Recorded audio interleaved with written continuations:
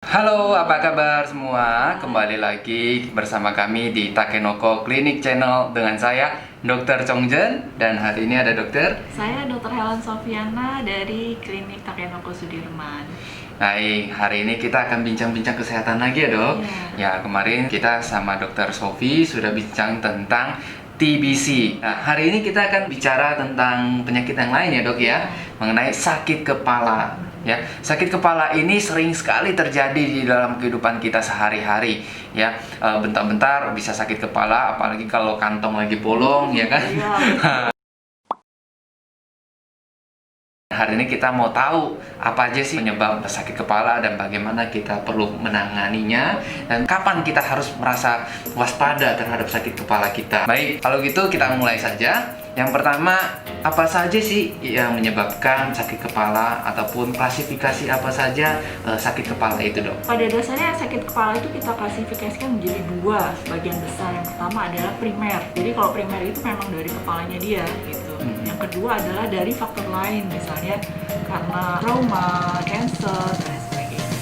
Nah, sekarang kita coba kupas satu persatu ya. Kita mulai dari yang primer dulu. Yang primer itu pertama adalah tension headache, yang kedua cluster headache, yang ketiga yang kita sering derita itu adalah migrain, yang keempat adalah hormonal. Apa itu tension headache?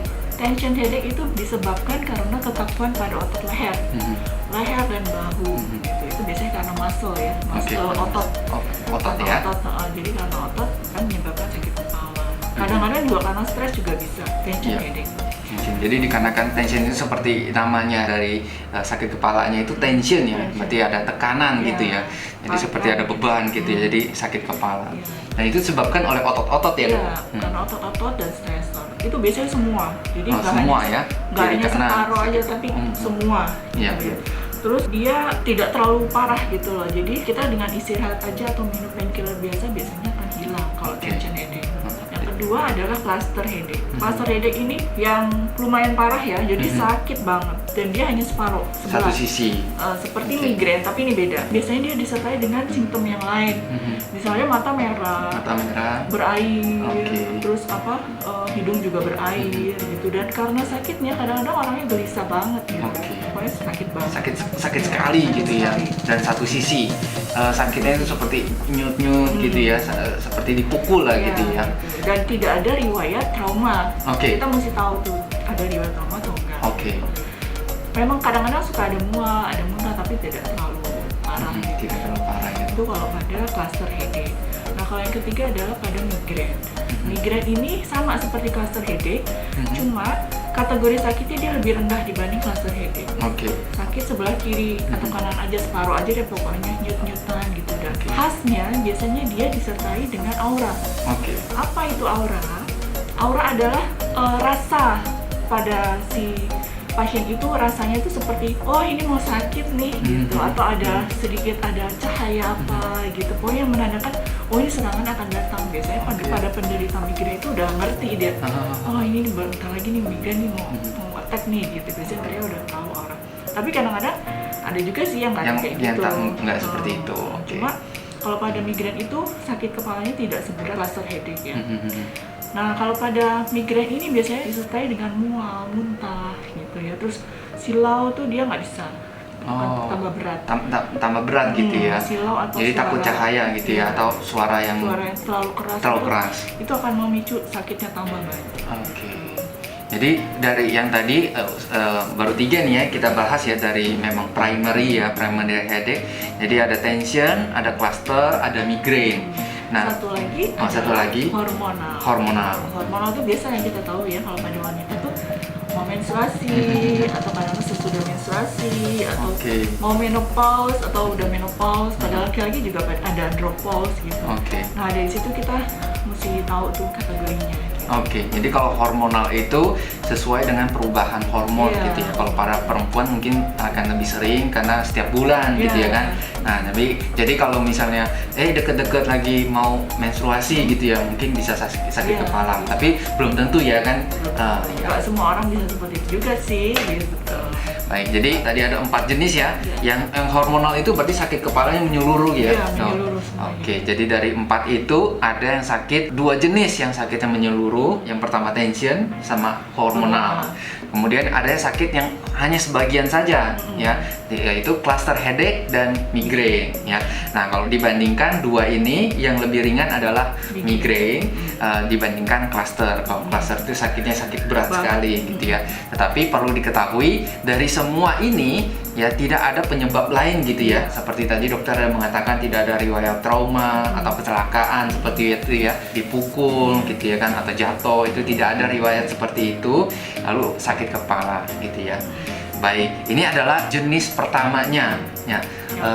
Yang primer. Yang jenis sekundernya apa saja dok? Yang kedua sekunderi itu misalnya ada trauma ya, trauma terus di perdarahan atau stroke juga perdarahan. Pokoknya perdarahan itu kan dia akan menyebabkan tekanan intrakranial ya, itu bisa menyebabkan sakit kepala juga.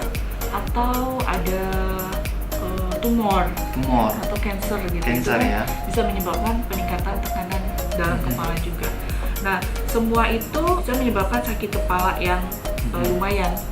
Ada juga mualnya, ada juga muntahnya. Nah, kita harus membedakan muntahnya dari yang primer sama yang sekunder beda. Kalau pada primer dia muntah biasa aja, tapi kalau pada yang sekunder ini kadang-kadang pasien tidak merasa mual, tapi tiba-tiba menyemprot aja gitu. Jadi benar-benar proyektil ya, nyemprot gitu dia. Nah, kalau udah ada, kita lihat udah sakit kepala, terus ada muntah seperti itu, kita berarti harus hati-hati. Dapat mungkin langsung ke dokter. Nah, terus yang kedua adalah pada THT. Yang paling sering kasus-kasus pada penyakit THT yang paling sering adalah sinusitis, peradangan pada rongga di sebelah-sebelah hidung ini. Itu juga sering menyebabkan sakit kepala. Dan itu biasanya sakit kepalanya semua ya. Jadi jenis yang kedua tadi dokternya juga sudah menjelaskan, sebenarnya jenis sakit kepala kedua ini adalah disebabkan oleh penyakit yang lain. Nah, yang paling parah yang perlu kita waspada dikarenakan adanya kecelakaan atau trauma. Kemudian yang perlu ditakutkan itu juga ada dikarenakan tumor. Ya, kedua hal ini bisa menyebabkan tekanan dalam kepala itu meningkat, sehingga gejalanya itu sakit kepala dan paling khasnya adalah muntahnya menyemprot gitu ya, tanpa didahului rasa mual. Ya, kemudian ada penyebab yang lain yang mungkin lebih ringan bagi teman-teman yang dikit-dikit bentar-bentar pilek gitu ya, atau mampet. Nah, bagi yang punya riwayat demikian mungkin perlu periksa apakah ada sinusitis ya, begitu ya dok. Dan itu juga bisa menyebabkan sakit kepala. Waduh, luar biasa ya dok. Dan dari sini kita harus tahu ya begitu banyak macam jenis sakit kepala. Jadi apa yang bisa kita lakukan dok kalau misalnya kita ada sakit kepala seperti itu? Pertolongan pertama di rumah biasanya kita konsumsi painkiller aja tuh yang banyak di pasaran kan ya, painkiller. Nah, setelah minum painkiller itu kita observasi paling nggak 2 atau 3 hari. Ada perbaikan nggak? Hilang atau enggak gitu? Atau tambah lebih parah? Itu mesti dicermati. Kalau hilang, nggak sakit lagi ya, itu mungkin hanya mungkin tension headache atau migrain. Tapi kalau ternyata dia setelah 2 atau 3 hari minum rutin painkiller tidak ada perubahan atau malah simptomnya atau keluhannya tambah berat gitu ya.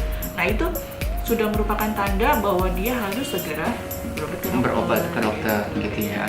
Baik, di rumah kita bisa minum painkiller, tapi kalau tidak membaik apalagi berulang gitu ya, semakin lama semakin sering dan semakin lama semakin berat, semakin sakit, maka kita perlu curiga dan perlu waspada. Karena gejala sakit kepala itu ya seperti yang tadi kita awal cerita ya, bisa dari yang ringan sampai yang berat, dan kasus yang sederhana sampai kasus yang kompleks. Betul. Jadi meskipun hanya sakit kepala, tapi kita juga perlu waspada. Jika terus berulang, maka kita perlu periksa ke dokter gitu. Sekian diskusi kita ya mengenai sakit kepala. Atau mungkin dari dokter ada ingin kasih masukan atau pesan gitu dok? Saya hanya berpesan kalau memang kita sering menderita sakit kepala rutin gitu terus berulang ya sebaiknya udah memang harus waktunya cek ke dokter gitu ya, karena kita harus harus tahu sakit kepala itu sebabnya apa. Jadi kita tidak bisa mengandalkan painkiller terus, tapi kita harus menghilangkan sebabnya apa. Oke, baik, sangat luar biasa sekali. Jika ada pertanyaan mengenai sakit kepala ataupun yang lainnya, boleh ditulis di kolom komentar di bawah ini. Dan jangan lupa untuk beri like dan share kepada teman-teman jika bermanfaat. Dan jangan lupa untuk subscribe channel kami untuk mendukung dan tunggu video-video menarik berikutnya. Sekian, terima kasih Dok. Terima kasih semuanya, sampai jumpa.